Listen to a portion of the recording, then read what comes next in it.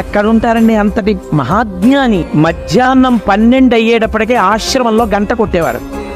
భగవాన్ ఇది మీ ఆశ్రమం అంటే ఆయన ఒప్పుకునేవారు కాదు. నా ఆశ్రమం ఏమిటి, నేనెవరు, నాకు ఆశ్రమం ఏం లేదు అని అందరూ భోజనానికి వరసలో నించుంటే ఆయన కూడా ఓ కర్ర మట్టి కమండలం పట్టుకుని లైన్లో నించునేవారు.